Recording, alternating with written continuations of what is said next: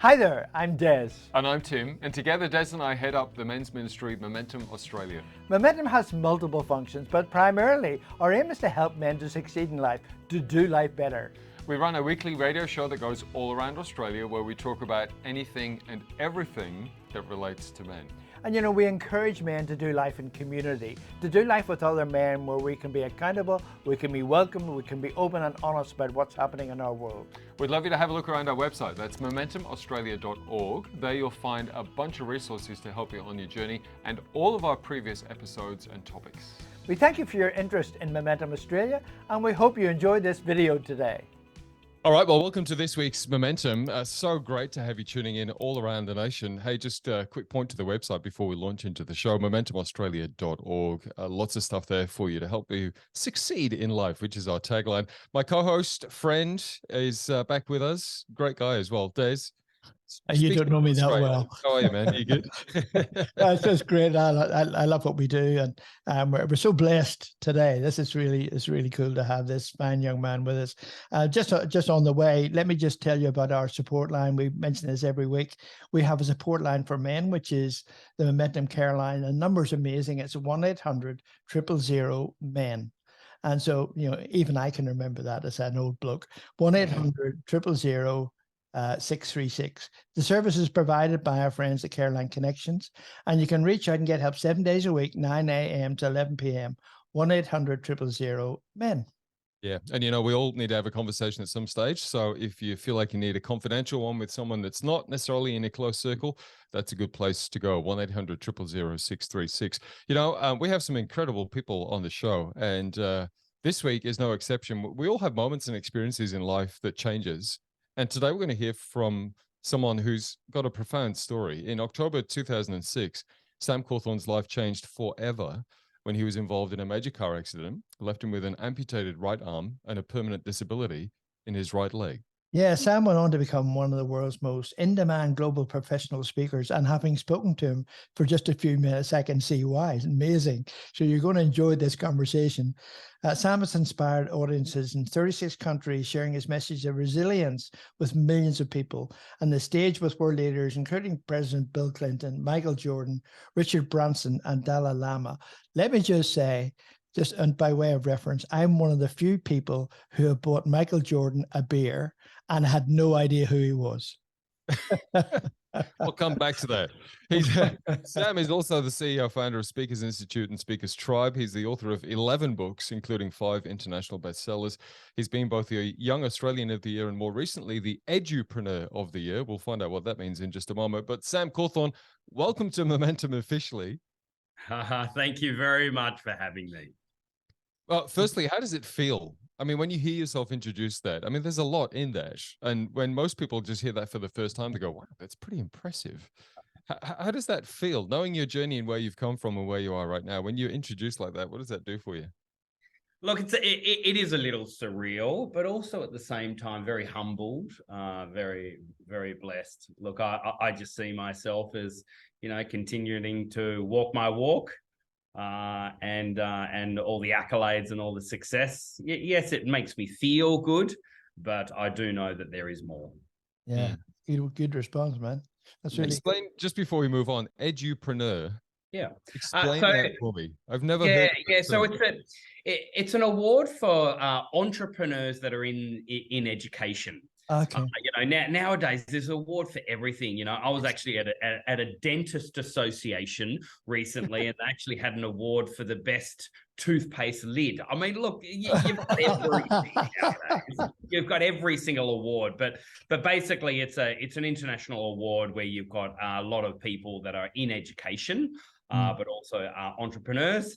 And so we run an education company and we run a global award for that. So it was a good feeling. Oh, fantastic. Awesome. So good. So tell us, Sam, about your upbringing. You know, and we know you're one of 11 kids. How do you remember the names of all 11? That's the first question. Look, I'm number 9 in the order. And so, you know how they say that with kids, it works in groups of 3. You know, you've got the oldest, who's the, you know, the most, the cheeky one, then you've got the middle, then the youngest is the most loved. I'm number 9, so I'm still trying to work out which one am I.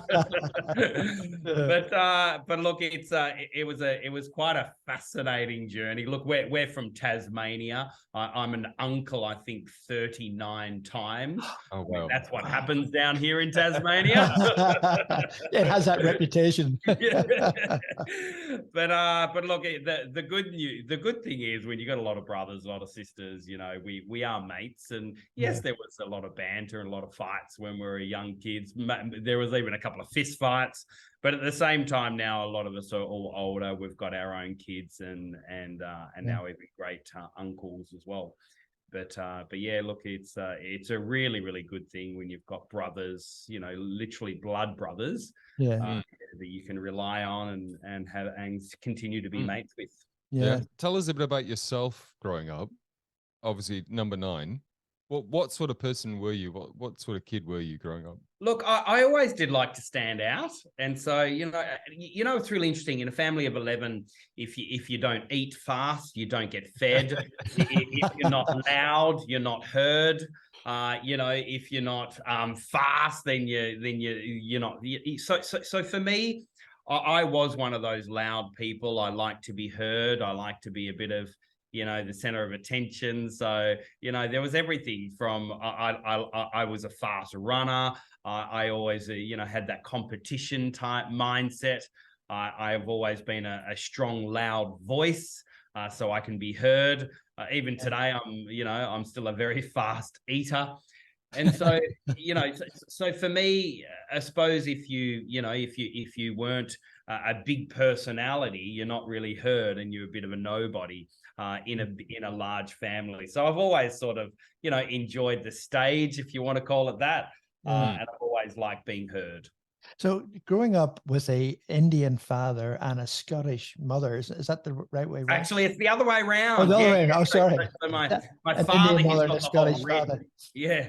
So my father, he's got the whole red beard and oh, really? Like wow. And my mum, you know, very, very dark Indian, traditional family there, actually just out of Kolkata. And look, you could literally create a movie on how they met. As Dad was doing some prac there in country India, about 3 hours out of Kolkata back in the 1950s. And then they met, and I suppose it was then love at first sight. And I think my oldest sister was born in India, and then they migrated here to Australia. And and so that was in Perth, in WA. So most of us were all born. Actually, I think all of us were born in Perth. Actually, it's quite interesting. My oldest sister got married a week before my youngest brother was born. Oh, wow. Wow. Yeah. Crazy. Wow, that's amazing. Sam, as far as, I mean, you described a bit about who you were, and we're going to launch into then the day your world changed in 2006. But up until that point, I mean, I think you'd had a bit of a bent towards some performing arts. Was dancing part of your thing? You set up a dance studio, I think. Is that what I read? Yeah. So trying to just get the trajectory of your life. Like, what was the trajectory of your life before the accident is where I'm going. Yeah. Look, it was quite interesting. At school, I didn't quite fit in, but That also doesn't at the surprise same me. time, but also at the same time, I wasn't very academic either. And so in a way, I found my acceptance in the naughty kids. And so these naughty kids, they sort of influenced me in a bit of a toxic way. And so I found myself getting kicked out of school. And, you know, I got expelled, but I always knew deep down that there was still something more in my life. So I managed to get a good job with the Australian government as a youth futurist. But I also did a lot of extracurricular activities. So I set up a little music studio at home. I was teaching singing. I was also, you know, playing the guitar, playing the piano, but also, I was doing a lot of some dancing. I was youth pastor and musical director of the church. But also at the same time, you know, married and had 2 kids. We got married when we were, we were 16 when we met.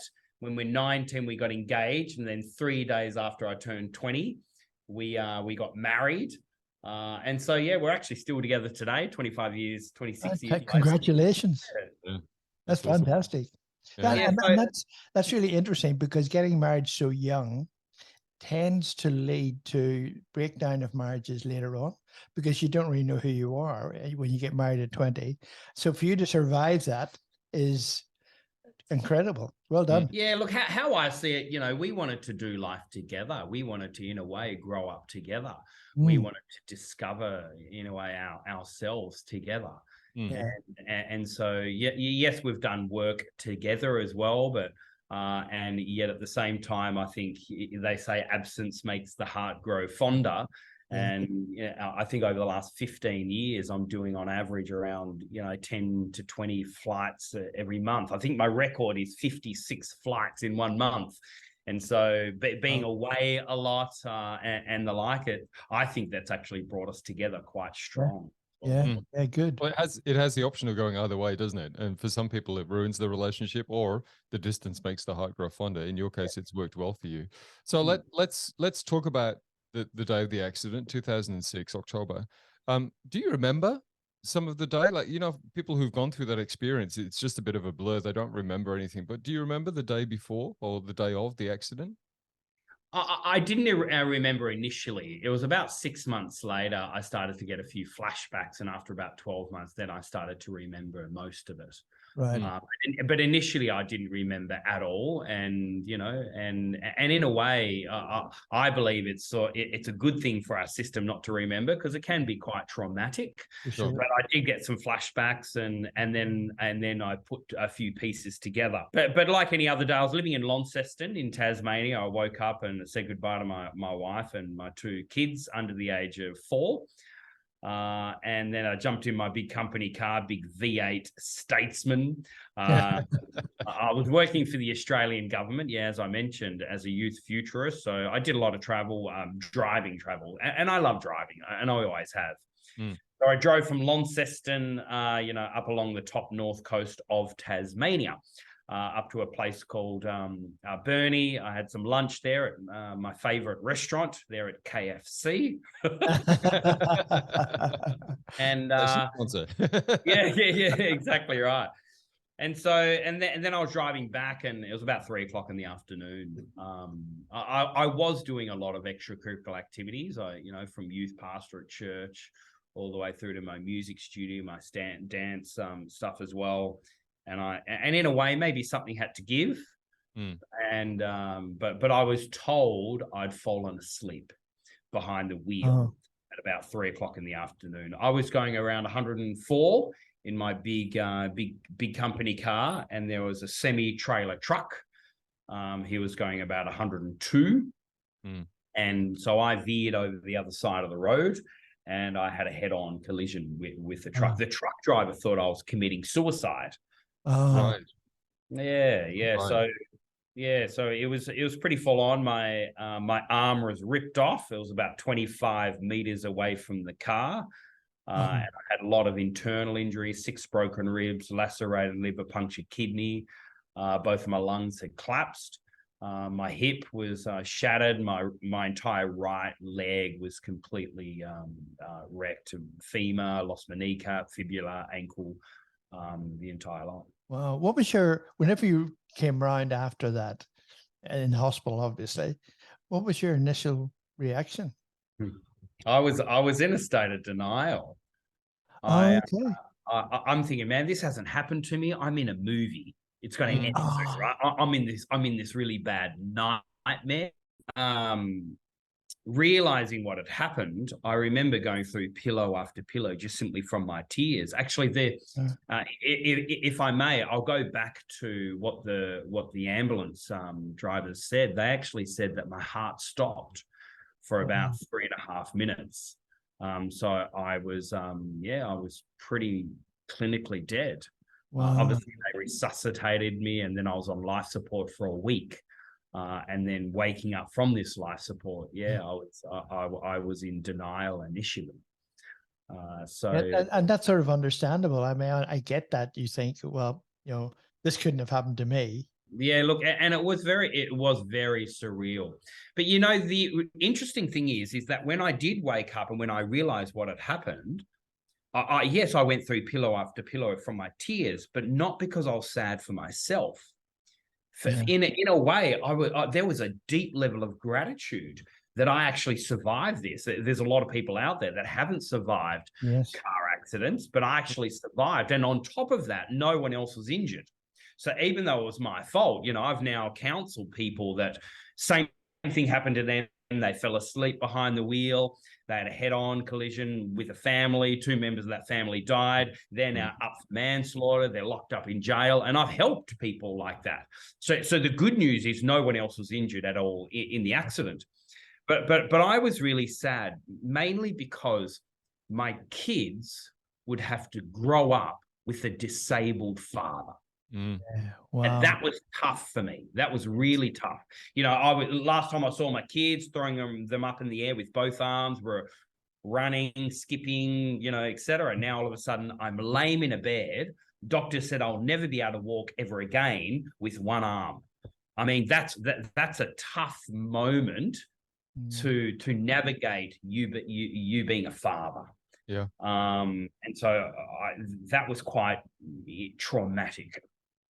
You were weeping primarily for your kids not having a healthy father, like they were going to grow up with a disabled father. So just talk us through that for a moment, because I mean, let's be honest, a lot of us would just go into a self-pity mode in that moment. I've woken up, this has happened to me, and yet your focus wasn't you at all. It was your kids. Do you know where that came from? Like, did you have to work at that, or was that genuinely where it was at? Was there a moment of self-pity or several moments of self-pity for you along the way?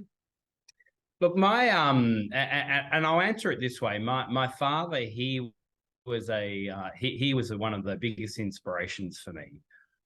He was a very humble man, very religious, very deep, faithful man. And he gave me this deep sense of gratitude. And being grateful even for the little things. My father lived in a mindset of wonder. He and even though he lived in a very simple life, he was a horticulturalist, he was a farmer. He was always in awe of the little things, right? Wow. And so with that deep sense of gratitude, even for the little things, obviously me being my father's son, that has been a fundamental foundation for me. And so the moment that I woke up, you know, I was just so grateful that, you know, because if you think about it, right, here I am in one of the best hospital systems in the world. Here I am still having a wife by my bedside. Here I am still having healthy kids. Here I am still alive. Here I am still got a roof over my head, food in the fridge, money in my wallet, etc. I mean, really, in all reality, there's nothing really to complain about. Yeah. And so there's a deep sense of gratitude that has been instilled in my life for most of my journey. So for me, waking up, man, I'm grateful I'm alive. You know, I'm grateful I still got friends and family. I still got a creator that loves me. And so for me, it was really interesting, right? Get this, the nurses, the doctors, the OTs, etc. They saw that I was this overly positive person coming out of hospital, you know, coming out of a coma. Yeah. And this is what they said to my wife, my family. They said, look, he's in a little bit of denial. Well, wait, hear me out. Now he's going to hit a brick wall at the end of the day. Just be prepared for this. Then at the end of the day, I didn't hit the brick wall. Then they said this, look, you know, he's a little bit over the top positive. He's going to hit the brick wall at the end of the week. Just be ready for that. He's going to hit it. And at the end of the week, it didn't happen. Then, well, wait. And then they said, look, this is unprecedented. We haven't seen this before. He will hit the brick wall in about a month's time. Just be ready for that. And a month came around and nothing. And then they said this, look, in 12 months' time, he's going to hit the brick wall. Now, this accident was 17 years ago. I'm still waiting for this apparent brick wall to come. So for me, everything is about a deep, real, true understanding of gratitude. Yeah. And so, you know, I wasn't concerned at all about my own, you know, physical, you know, being in a way. mate, I was more concerned with my kids. Like the last time I saw my kids, I was throwing them up in the air with both arms. We were running, we were skipping. They were everything. I mean, for those fathers that are out there that understand that you've got two young little girls, and you've got this natural instinct to want to protect them, to want to bring joy to their life. And then suddenly now you end up to being in a wheelchair for the rest of your life with one arm. Flipping heck, man, that was something to really weep about for me. Yeah. I mean, it's amazing for men who are listening to the show, you know, who are facing trauma or in whatever situation they're in, that pure motivation, that acceptance, that grace that you had is all powerful. It can overcome anything. And I just encourage men who are listening just to, you know, look for the positive in everything that's going on in your world. Forget about the negative. Focus on, you know, your fact that you've been created, that you've got, you know, whatever's in your life that's positive. Focus on that. Yeah, what you focus on is what you get. Yeah, that's right. Well, you said that and I wrote this down because I love that when you said it. You said that your dad had a mindset of wonder, and I wrote that down. I'm going to put that up on my wall because I think that's so good. A mindset of wonder. Yeah. But you said that he was a man of deep faith. So tell me about that moment for you as well, Sam. What did that do to your faith? What did the accident do to your faith? How did that change your faith? Did that strengthen your faith? You know, particularly in those 9 months of rehab after the accident. So yeah, I was in hospital for a long time. You know, now let me share a little bit more about my mum.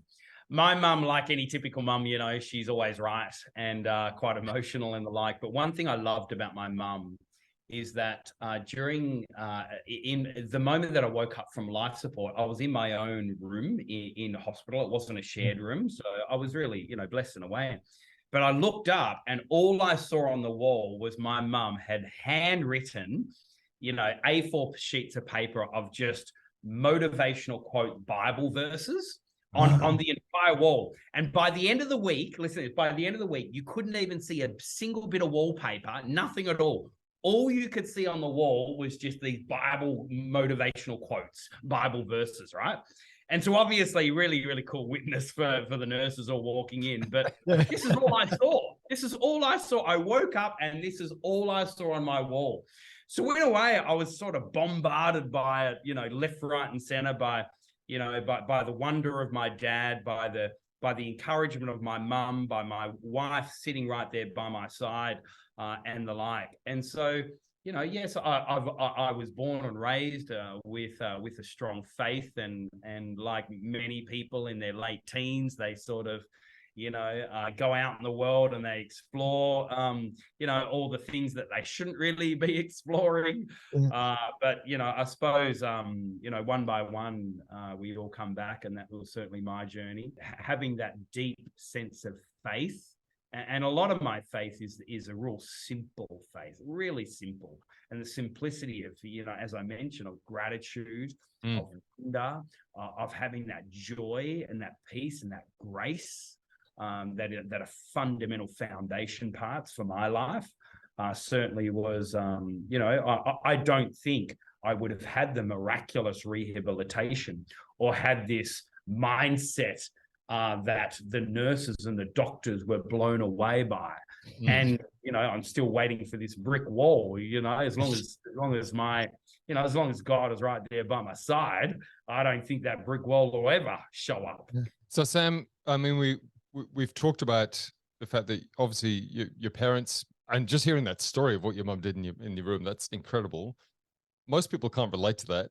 The fact that we are one of 11 siblings too, and our key message here at Momentum, one of our key messages is for guys not to do life alone, right? Which we tend to do as guys. We can often slip into our man caves, want to go and isolate when things get tough. Tell us for you then the importance, and for guys listening, the importance for you in that moment, particularly in the 9 months where you've got people around you, you've got your family around you, you're married, you've got your kids, mum and dad are there, other siblings dropping in. Tell us about the importance of that, and not just being there on your own, so to speak, and therefore to encourage guys listening who perhaps go, you know what, that sounds awesome, but that's not my experience. Look, obviously, yes, it's very important for you to have people around you, but I suppose I think one of the key ingredients to to have those supportive people around you is the truth of vulnerability. Get this, the word vulnerability comes from the Latin word vulnerabilius, which means an open wound. Yeah. And I believe many of us have got scars. We've all got things that we might be shameful for, that we might be, afraid to share. But one thing I would encourage everyone that's listening is that if you're not open, transparent, vulnerable, then people won't feel comfortable around you. Thus, you don't have that proximity around you.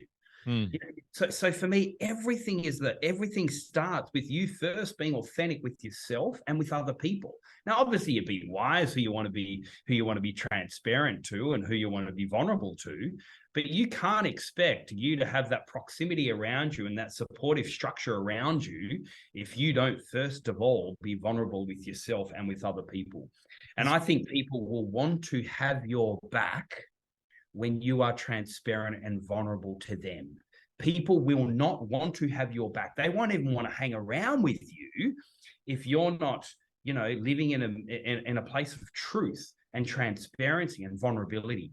And so for me, it's certainly been a fundamental foundation as a man for me to, yes, I still want to be masculine and tough and the like, but at the same time, I think that vulnerability and that authenticity is going to be pivotal for anyone at all to develop that supportive structure around you. So they're not mutually exclusive, is what you're saying. You can be a real man, but yet be vulnerable. And look, can I share with you a really, really cool story that'll blow everyone's mind? Get this ready.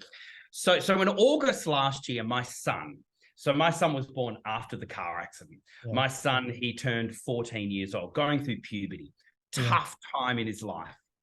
And so my son, and I noticed this, and he's navigating his whole body, sexuality, the whole lot. And at the same time, I was in a really busy time of year. This is in end of 2022, really busy time of year. But you know what I decided to do? I decided to spend 2 months with my son. And so I rang up his school and I told the principal I'm taking my son out of school for 2 months, and the principal was cheering us on. So we went walkabout. So what does that mean? It's an Aboriginal Indigenous term where a boy becomes a man. So we went outback. We did 18,000 kilometers. I built this massive Toyota Land Cruiser, 4-wheel drive, 3-inch lift, snorkel, rooftop tent, the whole lot, swaggers. And we did all over Cape York, right up there in the top north tip of Australia. Then we went into Simpson Desert. And get this, we even came across, in the middle of Simpson Desert, there was no phone coverage, nothing at all around. We came across an Aboriginal family that had actually had their car had broken down, the entire family. They were stuck in 40-degree heat for 3 days, no water, no food. We gave them all our water, we gave them our dry food, then we towed them like 600 kilometers to the nearest service station. These are the things that I did with my son just a couple of months ago. And so now, and so, yes, we can still have that masculine, we got bogged. We were jumping off cliffs into crocodile infested waters. We're all winching ourselves out and the like. So yes, you can still have those masculine boy type fun, but at the same time, that vulnerability is going to be key for everyone.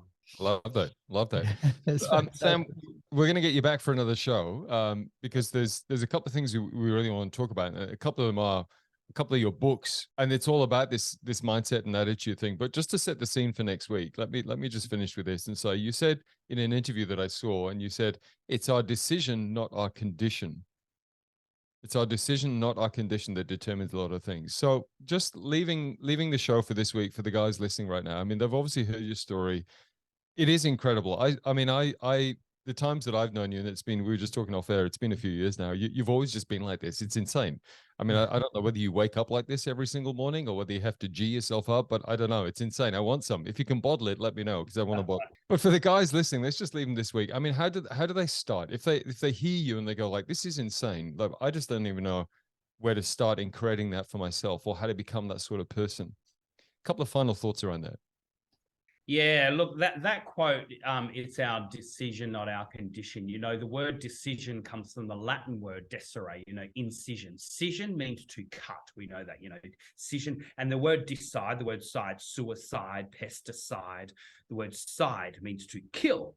So the word decision and decide means to cut off and kill. And I believe, in a way, leaders, you know, they love sitting on the fence. They don't like making decisions. But my encouragement to everyone listening is maybe it is time for you to make a decision about, you know, your own gratitude, decision about your own career path, decision about your own mindset, and even stopping bad behaviors that shouldn't be in your life right now. And so for me, yes, we all have conditions, whether it's financial, mine's very physical, but we've all got conditions in our life. But it is our decision, not our condition, that determines who we are. All right. SamCawthorn.com, by the way, if you'd like to check out Sam's website, samcawthorn.com. Lots of stuff on there. And our website is momentumaustralia.org. But look, in all seriousness, have a look around Sam's website, because we're going to be chatting with him next week about a couple of his books and explore that and how they can help you move forward, or actually is the term bounce forward. And that will make more sense next week. Sam Cawthorn, it's been an absolute pleasure, man, having you on the show. Really appreciate you sharing your story with us and being vulnerable. That word again, being vulnerable with us today. And excited to have you back on the show next week, man. Take care. Thanks for having me. Thank you for watching this week's show, and we hope you subscribe to Momentum so you can find out what's happening in the shows in the future. Absolutely. And keep an eye on our website too. That's momentumaustralia.org. There you'll find all of our shows and a whole heap of resources to help you on your journey. That is momentumaustralia.org. Until next time, keep moving forward with momentum.